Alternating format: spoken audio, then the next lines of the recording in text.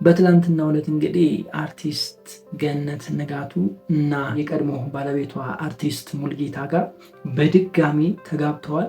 ፋሲካ ለነሱ ነው ማለት እችላለሁ።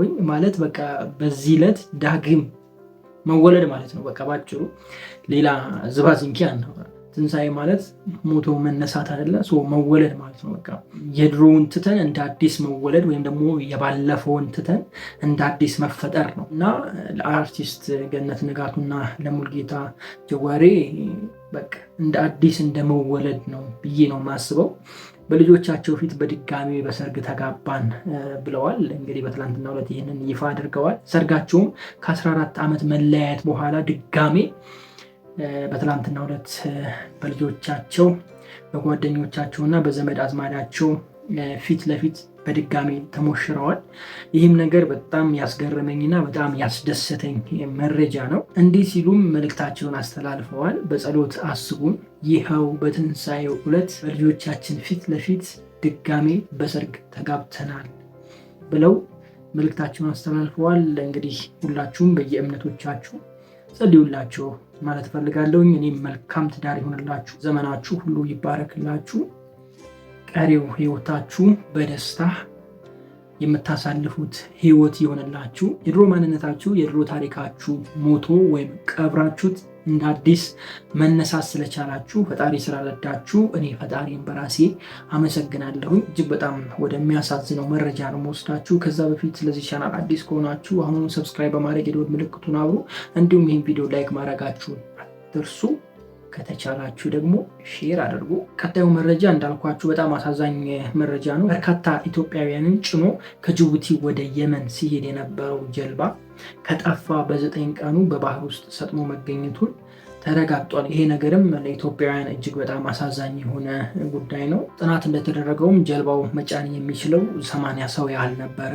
የተጫነው ሰው ግን 195 ሰው ያህል ነበረ የጫነው። በዚህ ምክንያት ነው የሰመጠው ነው የሚባለው። እንግዲህ ከነዚህ 185 ሰዎች ውስጥ የ25 ሰው አስክሬን በየመን ባህር ዳርቻ አካባቢ ተገኝቷል የሚል መረጃ ወጥቷል። አብዛኛው ሰው ደግሞ በአሳ ነባሪ በባህር ውስጥ እንደቀረ ነው መግለጫው የሚያሳየው።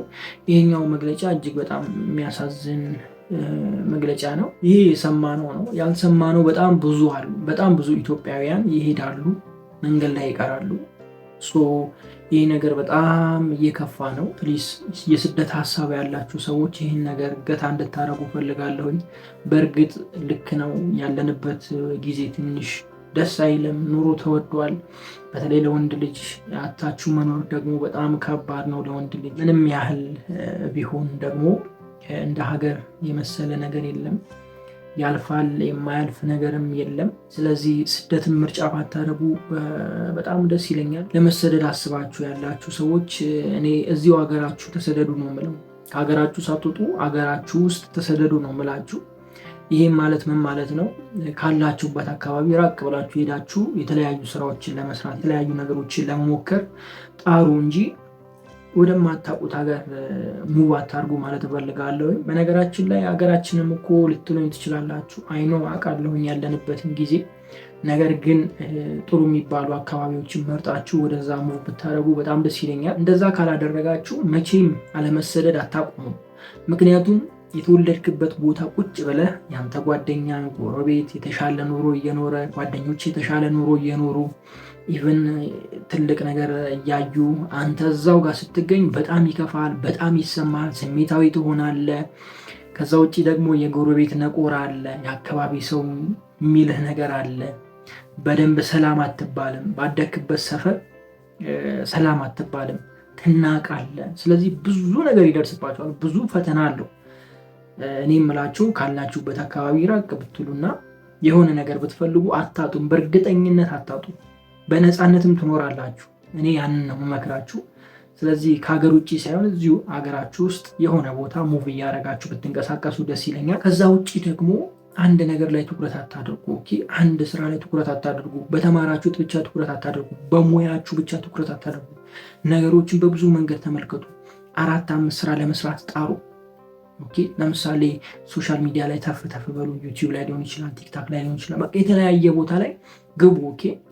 የግል ስራም ከሰራችሁ በቃ እዛም እዛም የሆነ ነገር ጀምሩ። ለምሳሌ የሆነ 4 ነገር እየሞከራችሁ ከሆነ ከ4ቱ ውስጥ አንዱ ሊሳካላችሁ ይችላል። ስለዚህ የምትሞክሩትን ነገር አስፉ ማለት እፈልጋለሁ። ለምሳሌ ዩቲዩብ መስራት እፈልጋለሁ ካላችሁ ዩቲዩብ ላይ ሙሉ ጊዜ ሰጥታችሁ የምትሰሩ ከሆነ አንድ ዩቲዩብ ቻናል ብቻ ሳይሆን ቢያንስ 4 ወይም 3 ዩቲዩብ ቻናል ከፍታችሁ ሶስቱም ላይ የተለያየ ነገር እናንተ የምትፈልጉት ነገር ሆኖ ሶስቱም ላይ ግን የተለያየ ነገር ወይም ደግሞ የተለያየ ኮንቴንት ብትሰሩ ከሶስቱ አንዱ ሊሳካላችሁ ይችላል። ስለዚህ የምትሰሩትን ነገር ልክ እንደዚሁ አስፉ ማለት ፈልጋለሁ። ወይም በኖርማል ስራ ላይም በሙያ ላይም ሊሆን ይችላል። በተለያየ መንገድ የምትሰሯቸውን ስራዎች በተለያዩ አቅጣጫዎች አስፍታችሁ ብትሰሩ ጥሩ ነው ብዬ ነው የማስበው። የመውጣት ሀሳቡን ካላችሁ እንደምንም ብላችሁ በህጋዊ ብትሄዱ ወይም ደግሞ በህግ መንግስት በሚያውቀው መንገድ ብትሄዱ አሪፍ ነው ላለሁኝ። እንደዛም ተሄዶ እኮ ብዙ ሰዎች ይጎዳሉ። አይ ነው ይህንም ይታወቃል። ነገር ግን ይሻላል 75% ይሻላል በህግ መሄዱ። ስለዚህ እኔ ውዶች እንታገስ። መታገስ ጥሩ ነው። ወተት ቅቤ እንዲወጣው እናንተ መታገስ መቻል አለባችሁ። ቢያንስ 3 ቀን ወተቱ ቁጭ ይላል። ከዛ በኋላ ይረጋል፣ እርጎ ይሆናል። እርጎ ከሆነ በኋላ እስኪናጥ መታገስ መቻል አለባችሁ። ለምሳሌ በባህላዊ መንገድ ከናጣችሁ 4 ሰዓት ሊፈጅ ይችላል እየናጣችሁ በእጃችሁ። 4 ሰዓት ያህል ትታገሳላችሁ። ከዛ በኋላ ነጣችሁ ነው ምን የሚወጣው? ቅቤ የሚወጣው እንጂ ቅቤን ዝም ብላችሁ ከወተት አታመጡት። መጀመሪያ እንዳልኳችሁ 3 ቀን 4 ቀን መቀመጥ አለበት እስኪረጋ። ካረጋ ቀኑን ትጨምራላችሁ፣ 5 ቀን ይሄዳል ማለት ነው። ሲረጋ ነው ቅቤ የሚወጣው። እናንተም ረጋ በሉ ነው። ታገዙ። 1 ዓመት 2 ዓመት 3 4 5 ዓመት ታገዙ። እድሜ ይሄዳል አይሄድም ማለት አይደለም፣ ግን መታገዝ መልካም ነው። ቀስ ማለት መልካም ነው። ከዛ ደግሞ የሚበልጠው ነገር ወደ ፈጣሪያችሁ ቅረቡ፣ ከሱ ጋር ተወያዩ። አባታችሁ ነው፣ አውሩት ማለት እወዳለሁኝ። እጅግ በጣም እወዳችኋለሁኝ። ክፉ አይንካችሁ፣ ክፉ እንደወንዙ አልፋችሁ ይሳካላችሁ። ስደትን ምርጫ የምታደርጉ ሰዎች ተው። ምክንያቱም ታስፈልጉናላችሁ። ለኢትዮጵያ ታስፈልጋላችሁ፣ ለቤተሰቦቻችሁ ታስፈልጋላችሁ። እናንተ እኮ የተሻለ ቦታ ደርሳችሁ ለኢትዮጵያ የምትጠቅሙ ሰዎች፣ ለቤተሰቦቻችሁ የምትጠቅሙ ሰዎች ልትሆኑ ትችላላችሁ። እሱን ተውት። ለእኔ በህይወት ብትኖሩ ለእኔ ለአንድ ሰው ትጠቅማላችሁ። በቃ ሌላውን ተውት፣ ግርግር አንፍጠርና ለእኔ እንኳን ማለት ነው እናንተ በህይወት ብትኖሩና የኔን ቪዲዮ ብታዩልኝ ትጠቅሙኛላችሁ። አያችሁ፣ ለእኔ እንኳን ቫሊዩ አላችሁ፣ ለእኔ የሆነ ጥቅም አላችሁ። የእናንተ መኖር ለእኔ ቫሊዩ አለው። የእናንተ መኖር ለእኔ ጥቅም አለው። በግለሰብ በእኔ እንኳን ማለት ነው ብታዩ ብዙ ጥቅም አለው። ስለዚህ እኔ እፈልጋችኋለሁ፣ ሌላው ባይፈልጋችሁ። ተስፋ አድርጉ፣ ተስፋ አትቁረጡ ማለት ፈልጋለሁ እና በጣም ወዳችኋለሁ። በሌላ ቪዲዮ ተመልሼ እስክመጣ ድረስ ቸር ቆዩ። ፒስ